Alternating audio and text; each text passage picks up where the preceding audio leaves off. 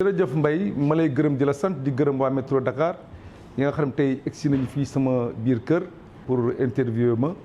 si l'année 2019 et sur les perspectives de 2020 ma am si cawarte lool ndax 2019 am na ay événements yu am solo effectivement yoo xam ne marqué nañ ma benn bi mooy élection présidentielle nga xam ni soobu woon nañ si ak toute la coalition présidentielle am si ndam mu nekk ndamu ñëpp ñu d'accord si nag ñun béy nañ suñu waar ñun en tant que mouvement CATB mais ma si gërëm suñu mag Seydou Gueye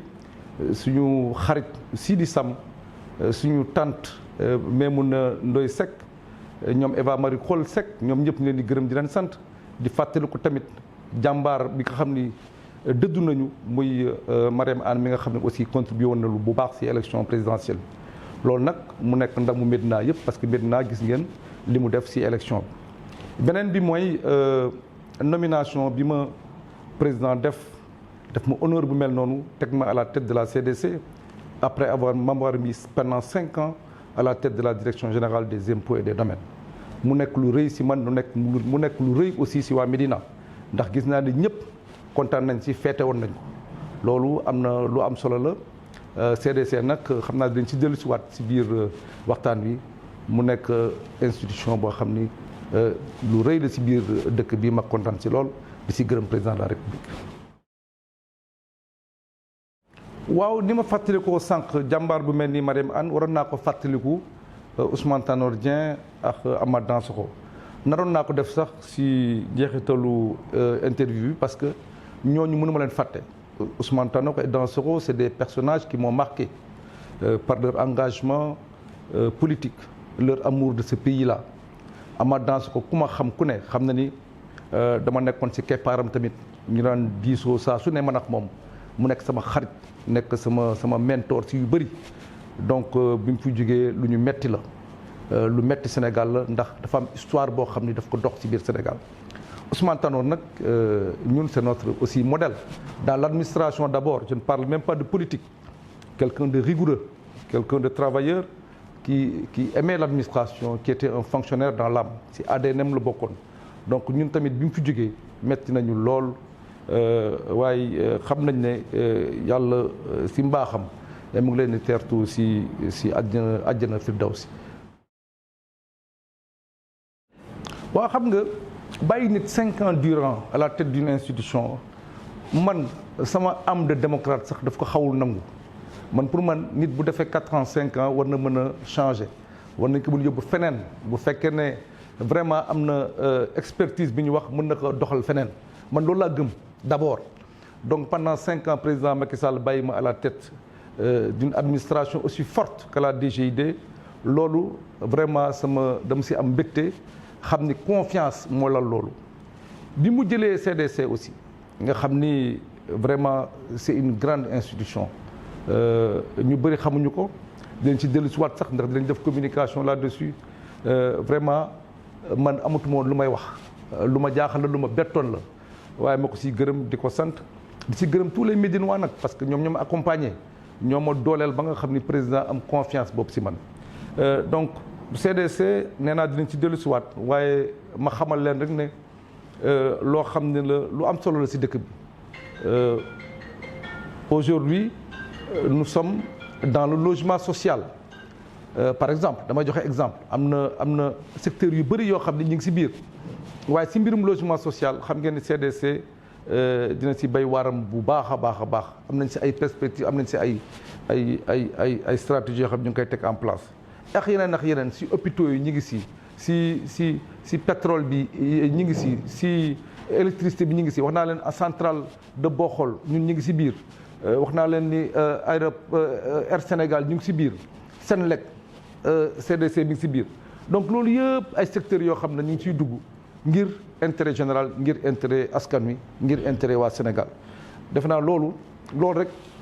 jar na communication te loolu dinañ ci dellu si fan yu néew pour wax leen exactement li CDC di def ñëpp xam ne am na solo si dëkk bi ñu koy gërëmee président Macky Sall. waaw xam nga li ma gëm mooy aujourd'hui le président Macky Sall a lancé le PSE c'est un programme ambitieux un programme qui se déroule de manière comme je dis toujours homéopathique c'est-à-dire que mënuñu jël rek lépp sotti ba léegi di nga gis Sénégal ay poche yu ndóol di nga gis Sénégal xale yoo xam ne ci chômage bëri na mais loolu PSE la day dox président focus bi mu def mooy 2035 en 2035 on doit avoir atteint tous les objectifs qu'il nous a assignés mais loolu day dox ça veut dire quoi ça veut dire que il faut mu am ay relais man dama jàpp ni am na position yoo xam ne bu ñu la fa tegee d'accord ngir sa xam-xam waaye am na as tuut lu la yàlla di wërsëkal muy nekk am boo xam ne da nga ko war a bokk askan wi pour moi tous ceux qui dirigent aujourd'hui et qui ont un peu de moyens doivent être des relais sociaux en attendant que lu ñuy mbébét si PSE mu sotti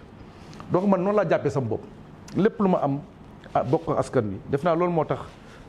CATB toll fi mu toll du man rek nag parce que man damay màjjal comme ni may wax toujours am naa ay xarit am naa ay ñoo xam ni dañ may jàppale si mbir mi bu ñu dajalee yëpp rek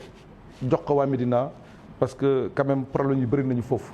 mais defe naa loolu dina sotti donc loolu moo màggaloo CATB c'est sur cette base là sur cet aspect social la ñu bâtiree CATB avant que muy nekk une chose politique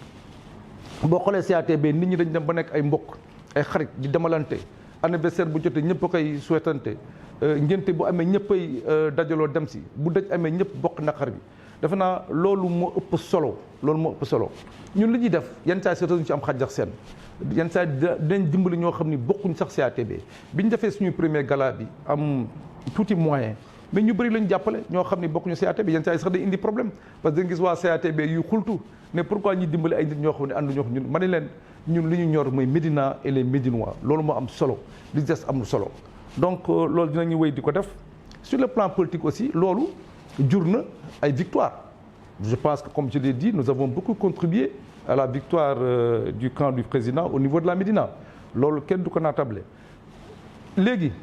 am nañu ay perspectives politiques aussi am na fu ñu jëm mais loolu yëpp ay waxtaan la parce que ba léegi nous sommes dans une coalition et loolu dañagul donc loolu dañuy continuer di weex ñoom di waxtaan ak ñoom xool fan lañu jëm amul benn problème je pense qu'on trouvera des solutions politiques au problème de la Médina. waaw comme je l'ai indiqué la base du mouvement CATB c'est le social effectivement en 2019 on a beaucoup fait il y a eu tout un chapelet de choses qu'on a fait au niveau de la Médina yóbbu nañu ay nit Makka joxe nañu ay xaru Tamxarit Tabaski bi on a fait beaucoup de choses les gens se sont cotisés ma si profité di si gërëm ñi nga xam ne yëpp jàppale woon nañ ñu y compris à l'intérieur de la CATB ñu si bëri indi nañ seen contribution ba nga xam ni dimbali nañu ay famille yu bëri si biir Tabaski bi Korité kazalika def nañ ko tamit fourniture scolaire oui c'est important parce que je crois fondamentalement moi à la jeunesse et aux femmes je pense que ñoom ñoo war nekk les moteurs de ce développement social au niveau de notre pays joxe nañu ay fournitures yu bëri ba pare di nga xamee ni li ñuy mënoon jeex na ñu subventionner les fournitures scolaires gis nañ sax ñoo xam ne dëkkuñu Médina ñëw di jënd si ñun parce que on a quand même mise en place benn structure boo xam ne day def jaay ay services sax ak des biens mooy Proxim day jaay ay affaires donc ñooñu